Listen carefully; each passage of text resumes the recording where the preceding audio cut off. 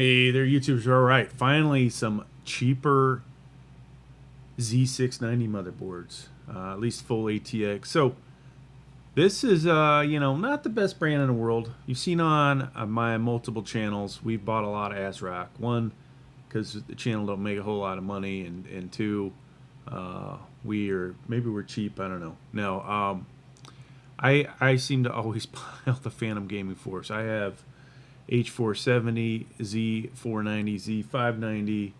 We've got our Z590 AC. We've got the B550, and most likely we're going to get one of these two. I'm going to talk about the cheapest one here and save the unboxing and all that other talk for the second one that I'm going to purchase. So let's go ahead and look at this. 180. This is available through Newegg, so you would imagine on their page you also will, see it there for the same price. Now I will get mine slightly discounted through a couple ways that I like to buy stuff off eBay. I'll save, I don't know, less than 10%, but we'll save some money. We're going to head over to ASRock's site here shortly, but there's probably some good. Let's go ahead and look at this actually. I don't think we'll find this on ASRock's site. As you can expect, LGA 1700 socket, right? Supports 12th gen. This should support 13th gen, which would be LGA 1800. It doesn't say that here. There was some disappointment when B460, or excuse me, when 11th gen came out, the B460 didn't support 11th gen when it was originally said that it would. That was kind of a bummer. So you would hope that this, will support both. But you never know with ASRock. Some of their ASRock motherboards, they did not update the BIOS to support. So that's something, you take a chance of buying an ASRock motherboard. Cheap features, cheap components, cheap manufacturing. Just overall cheap look, right? But if you want to get into the 12th gen and do it the most affordable way, then you got to do what you got to do, right? So the only difference between this one and the other one really that I saw, I think I saw some RGB lighting, and this there's another PCIe 16 slot down here in place of this guy, which is kind of nice if you're like me and you've got multiple graphics cards on a lot of your computers. Put one here and then the second one down here and keep some space between them. And most likely mine won't be in a case, so doesn't matter if it's dangling off the edge. Alright, so DDR4, no mention of DDR5 RAM here. So if that really matters to you, right now, the videos I've seen don't make DDR5 RAM seem to be worth it, right? So you have, of course, LED stuff going on there. Standard 24-pin power from power supply. Your USB 3.2 header. So if your case has USB 3.0, the blue USBs, that's good there. Now, if your case has a Type-C Charlie connector on it, this is good for you there. And you would expect to see in the future more motherboards that have this feature. I mean, it's actually kind of sad they don't all have it, but cases don't all have them, so that's the way that goes, I guess. Then in a second USB 3.2 header here. So if your case has four USB 3.0s, then this is the ideal motherboard for you, okay? Because otherwise you're only going to get half of them to light up. 4 SATAs. Is there 2 more somewhere? That's weird. So wow, they only give you 4. And that's good for me, honestly. I only need 2, if I even need that. Maybe I need 1 on half my computers. TPM header, USB 2.0. So only one of these. They should have just gave you 2. This makes this motherboard, look, right here you got all the space. This makes this motherboard, kind of suck for A lot of reasons. If you have a PCIe card for Wi-Fi, which you're going to need here, right? Because there's no AC on this one. You're going to end up using it here, which means in your case, you're SOL, right? So unless you buy some kind of adapter. RGB LED header, da da da da. So we have hyper down here. There's 1, 2, 3 hyper slots. So Gen 4, they're all Gen 4. So kind of a bummer. No Gen 5 support. But will Gen 5 really matter? I mean, Gen 4 SSDs are fast enough. It's just getting ridiculous. So what else? We have 3 of the 1-inch PCIe's.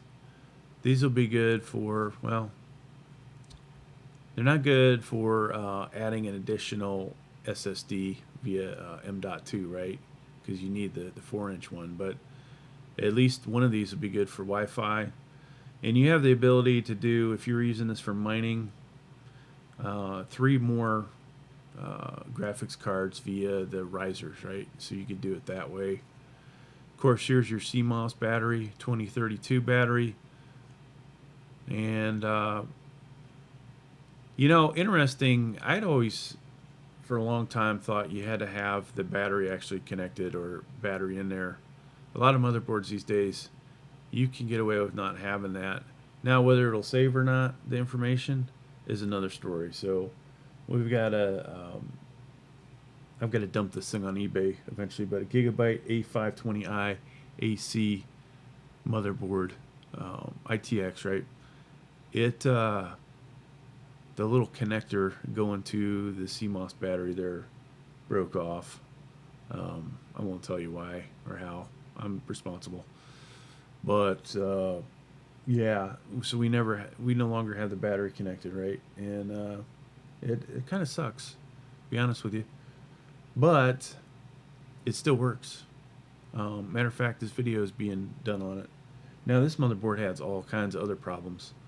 I'll dump it on eBay eventually and probably get, you know, a portion of what I paid for it. And some guy will fix it. Probably that JK Computers that I buy a lot of stuff from. All right, so here's your armor-plated PCIe Gen 4 audio connectors. So you got the microphone, headphone, and a line out, Ethernet. This is probably not even 2.5, okay? USB 3.0s. So 6 of those. Does that really matter though, the Ethernet? I don't think in my house it's going to matter. Type C here, 2.0s. This has the BIOS flashback button. HDMI, so no display port, and the old PS2 mouse keyboard connector. This will be decent for overclocking. Of course, the best ones have 2 1x8s, but this should be good. All right, let's. What else do they have here? Because these images might be better than what they've got. There's that again.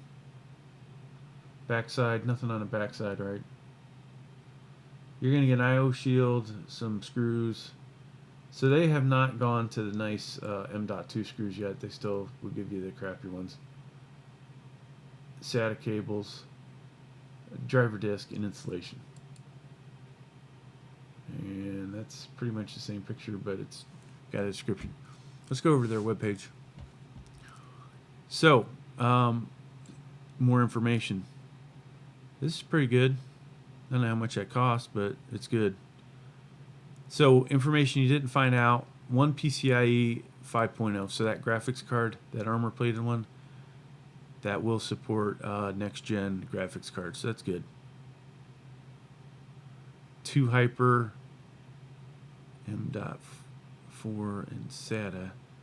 Okay, so this one must be keyed that it will support SATA M.2s, and these two will only support NVMe and gigabit LAN, so it's not next gen.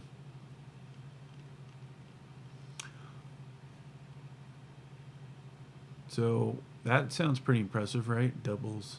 But have you really noticed much difference? I mean, I'll have to go and maybe I need to make a video, plug in my RTXs into 3.0 versus 4.0. If I've really noticed a difference, I'm not sure.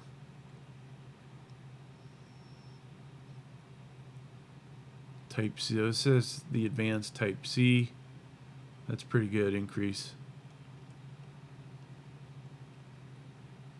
So depending on what you're plugging in, you're going to transfer your stuff pretty darn fast.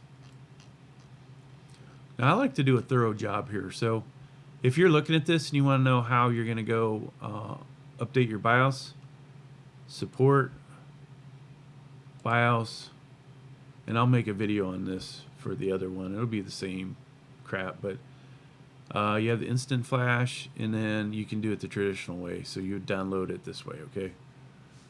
Put that on a thumb drive, go into your BIOS, and boom. There's a place in there to update the BIOS. We'll make a video here in the next month or so. Now, do you want to know what CPUs are supported by this? You click on that.